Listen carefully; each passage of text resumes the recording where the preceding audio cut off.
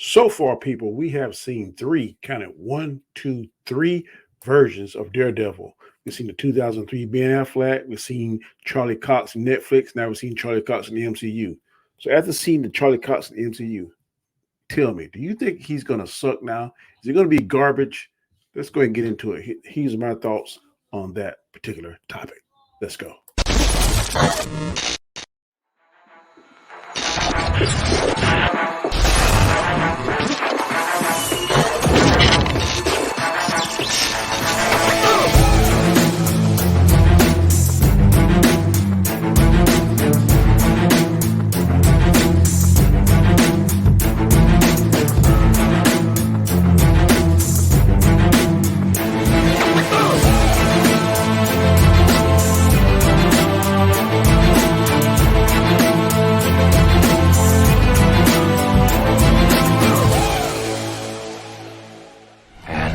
Here we go.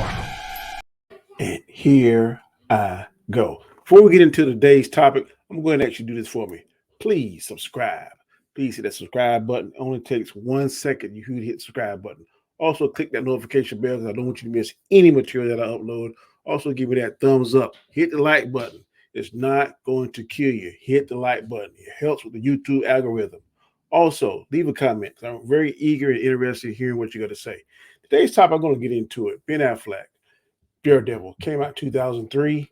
To me, a lot of people didn't like it. I liked it. I thought it was pretty cool. And man, basically, it talks about it shows us like an origin story of Ben Affleck, man, him being Daredevil, him taking on the mantle of Mike Murdoch, the lawyer by day, the vigilante by night. Daredevil, man, I thought was one of the better movies. I had some problems with dark lighting and all that kind of stuff, but for the most part, man, Daredevil to me was on point. The theatrical cut wasn't so good, but then I watched the director's cut. The director's cut is much, much, much better. So, having said that, man, now uh, we've seen this version, of course. Then there was the Netflix version, which starred Charlie Cox as Matt Murdock, and a lot of people, man, really love that. That was one of my one of my favorite ones. And Charlie Cox is now we see he's in the MCU. And tell me, do you like Charlie Cox in the MCU? Because you know when we saw him in Netflix, man, it was definitely something that was awesome to see. Um, we loved it, and uh, and I'm just wondering, are we going to be able to create that same magic that we saw in Netflix? Because Charlie Cox, he really this was more reality based, more reality based than what we saw in She-Hulk. He's, of course, you see he's not in his uniform, his Daredevil uniform. This is when he first becomes Daredevil. He wears the black mask. He wears the mask over his face, and basically it's just him being before he gets the Daredevil uniform. The last but not least, we saw him in the She-Hulk where he has a yellow and red costume on, and some people liked it, some people didn't. Um, I'm I'm not gonna say I hated it. I'm just gonna say that it was very different. Um, uh, some people live stream would say it had some problems to it. Not so much for me. I really didn't mind it.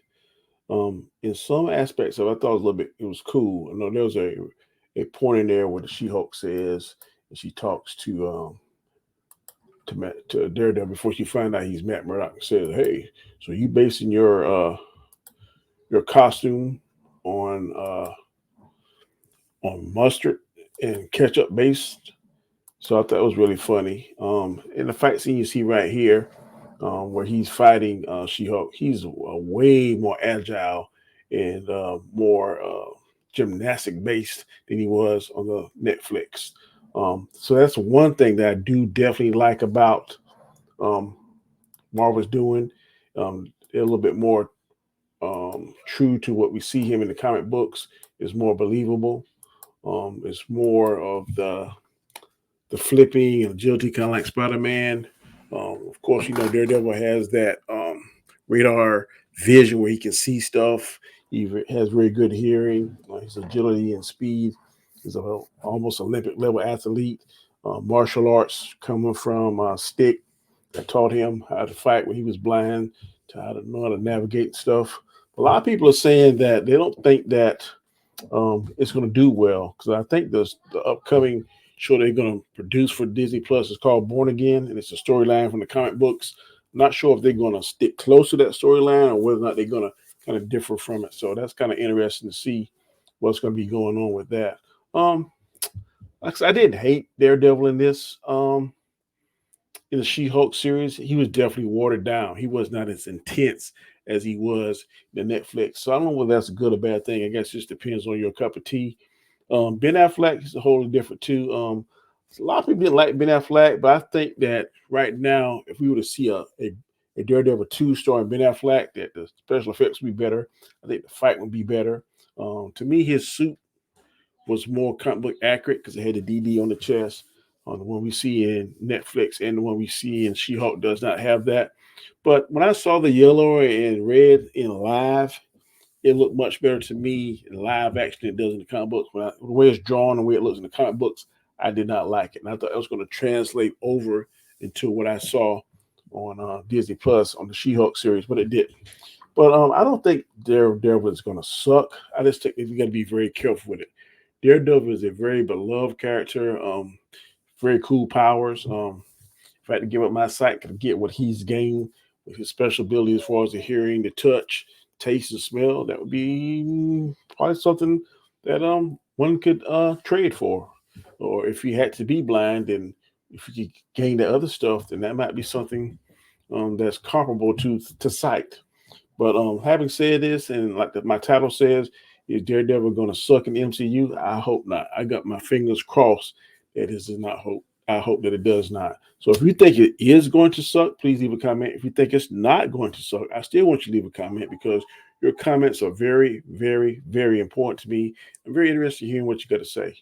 So, like I said, um, tell me what you're thinking. I want to know.